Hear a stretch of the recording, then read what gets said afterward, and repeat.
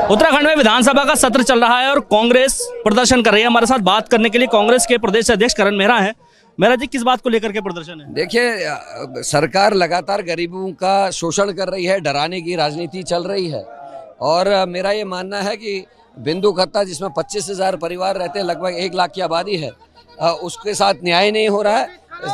जिलाधिकारी ने फिर से इसको अतिक्रमण की श्रेणी में दिखाया, जो निंदनीय है। 2006 में आदरणीय मनमोहन सिंह जी ने एक अध्यादेश पास कराया था जिसमें ये कहा गया था जितने वन ग्राम हैं, खत्ते हैं, गोट हैं, इनको रेगुलराइज करा जाए।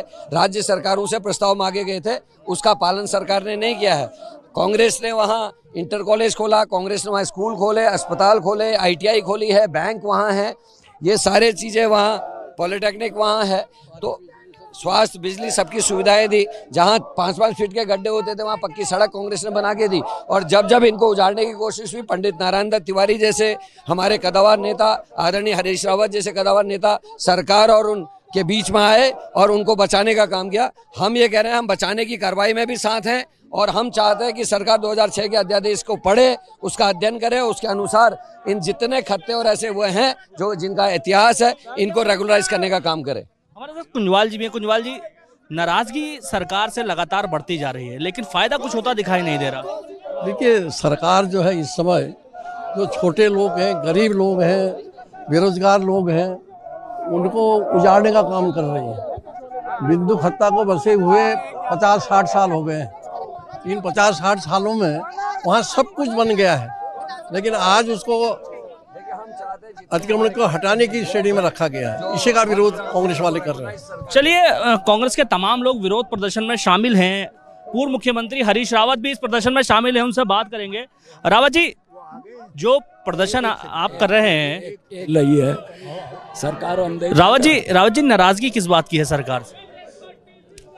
बरसों से 100 साल से ज्यादा के लंबे इतिहास के साथ बसे हुए हमारे गोट और खत्तों को आज अतिक्रमणकारी बता करके उनको उजाड़ा जा रहा है। बिंदु खत्ता, बग्गा चौवन, सुंदर खाल, चुकम, पापड़ी जैसे ऐसे दर्जनों खत्ते और गोट हैं जो हमारी उत्तराखंडियत के प्रतीक हैं। उनको कहा जा रहा है कि तुम अतिक्रमणकारी हो अपनी ही जमीन के अंदर, ये सरकार कह रही है।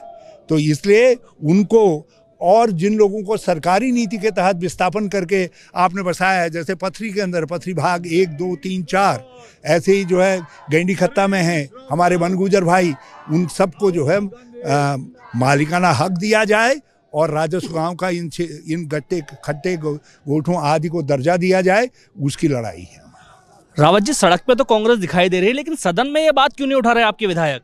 उठाएंगे ना, सदन में बहुत सारी प्रायोरिटीज हैं, इस सरकार के बहुत सारे पाप हैं, एक एक करके सब पापों का नंबर लग रहा है, उनको उठा रहे।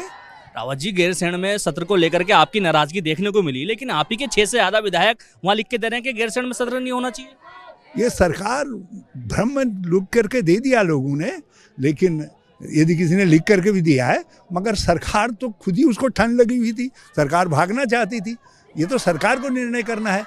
मैं एक बात पूछना चाहता हूँ ABP के माध्यम से, क्या विधायक जितने सुझाव देते हैं उन सुझावों पर ये अमल करते हैं? सारे सुझावों पर यदि अमल नहीं करते हैं तो फिर इसी सुझाव पर क्यों अमल किया गया? सर, एक आखिरी सवाल, पड़ोसी राज्य की स्थिति आपने देखी, क्या हो रहा है आज वहाँ पर? वहाँ हमारी महान लीगेसी है YS परमार जी की, वहाँ महान लीगेसी है वीरभद्र सिंह जी की, और वहाँ की कांग्रेस इसी का परिणाम है,